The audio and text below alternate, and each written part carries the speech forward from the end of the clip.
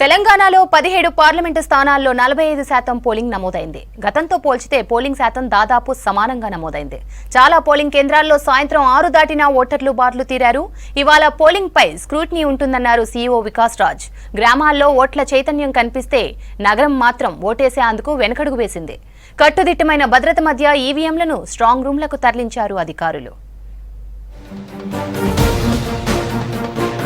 రాష్ట్రంలో లోక్సభ ఎన్నికల పోలింగ్ ప్రశాంతంగా ముగిసింది. పెద్ద సంఖ్యలో ఓటు హక్కు వినియోగించుకున్నారు పబ్లిక్. సాయంత్రం 6 గంటల వరకు క్యూలైన్లో ఉన్నవారికి ఓటు వేసేందుకు అవకాశం కల్పించారు అధికారులు.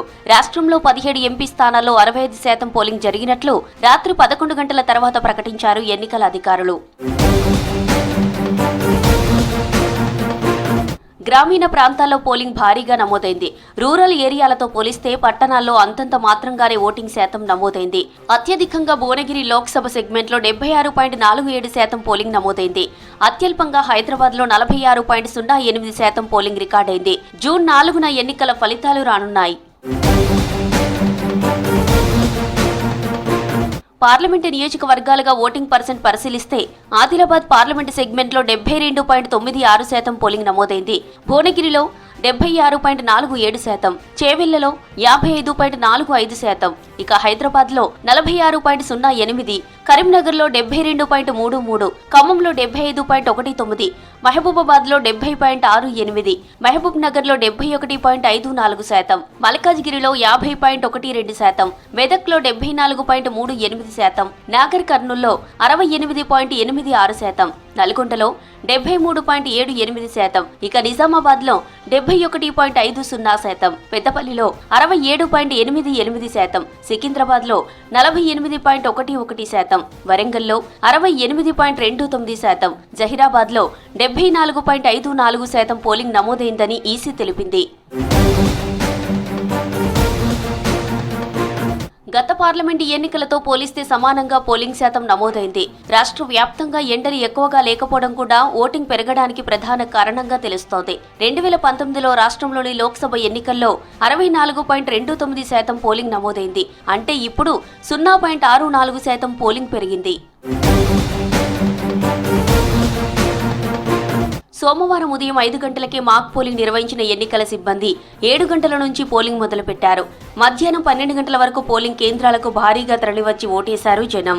మధ్యాహ్నం ఎండలకు కొంత పోలింగ్ శాతం తగ్గినా సాయంత్రం తిరిగి పుంజుకుంది. ఓవరాల్ గా గతం కంటే ఈసారి పోలింగ్ ఎక్కువ నమోదైనట్లు ఎన్నికల అధికారులు ప్రకటించారు. Totally law and order side నుంచి కూడా మాకు ఏం ప్రాబ్లం రాలేదు. We had some 115 polling stations where మధ్యలో ఎప్పుడైనా ఈవీఎంలో ప్రాబ్లం వస్తే we had to change. Counting centre ఉంటే అక్కడే స్ట్రాంగ్ రూమ్ ఉంటే అక్కడే ఉండిపోతుంది ఈవీఎంస్. 38 ఎఫ్ఐఆర్స్ కూడా ఫైల్ చేయడం జరిగింది. రాష్ట్రంలో సమస్యాత్మక ప్రాంతాల్లో సాయంత్రం 4 గంటలకే పోలింగ్ ముగిసింది. ఆదిలాబాద్ పార్లమెంటు పరిధిలోని సిర్పూర్, ఆసిఫాబాద్ అసెంబ్లీ సెగ్మెంట్లో, పెద్దపల్లి లోక్సభ పరిధిలోని చెన్నూరు, బెల్లంపల్లి, మంచిర్యాల, మంథని అసెంబ్లీ నియోజకవర్గాలతో పాటు వరంగల్ పార్లమెంటు పరిధిలోని భూపాలపల్లి, మహబూబాబాద్ పరిధిలోని ములుగు, పినపాక, ఇల్లందు, భద్రాచలంలో 4 గంటలకే పోలింగ్ ముగిసింది. ఖమ్మం పార్లమెంటు పరిధిలోని కొత్తగూడెం, అశ్వారావుపేటలో కూడా పోలింగ్ 4 గంటల వరకే నిర్వహించారు. గ్రామాల్లో ఓటర్లలో చైతన్యం కనిపించింది. 7 గంటలకే పోలింగ్ కేంద్రాల ముందు క్యూ కట్టిన జనం పెద్ద సంఖ్యలో ఓటు హక్కు వినియోగించుకున్నారు. సిటీలో మాత్రం జనం ఓటేయడానికి ముందుకు రాలేదు. అత్యల్పంగా సిటీలో పోలింగ్ శాతం నమోదైనట్లు అధికారులు ప్రకటించారు. సివిజిల్ యాప్ ద్వారా వచ్చిన ఫిర్యాదులపై చర్యలుంటాయన్నారు సీఈఓ వికాస్ రాజ్. పోలింగ్ పై స్క్రూటినీ ఉంటుందన్నారు. రీపోలింగ్ విషయం కూడా తెలుస్తుందన్నారు. భారీ భద్రత మధ్య 44 స్ట్రాంగ్ రూమ్లకు ఈవీఎంలను తరలించారు. స్ట్రాంగ్ రూమ్స్ లో ఈవీఎంలను భద్రపరిచే ప్రక్రియ అర్ధరాత్రి వరకు కొనసాగిందన్నారు సీఈఓ. పోలింగ్ వేళ వివిధ కారణాలతో 38 కేసులు నమోదయ్యాయని చెప్పారు వికాస్ రాజ్. ఎన్ఫోర్స్మెంట్ సిచ్యువేషన్ చూస్తే 330 crores టోటల్ సీజర్ అయింది starting from 1st March. National grievance portal అంటే ఈసీఐ వాళ్ళ పోర్టల్ ద్వారా 415 కంప్లైంట్స్ వచ్చాయి. సి విజిల్ ద్వారా 225 కంప్లైంట్స్ వచ్చినాయి. దాని మీద యాక్షన్ తీసుకోవడం. 38 ఎఫ్ఐఆర్స్ కూడా ఫైల్ చేయడం జరిగింది. రాష్ట్రంలో శాంతి భద్రతలపై మినిట్ టు మినిట్ పర్యవేక్షించారు డీజీపీ రవిగుప్తా.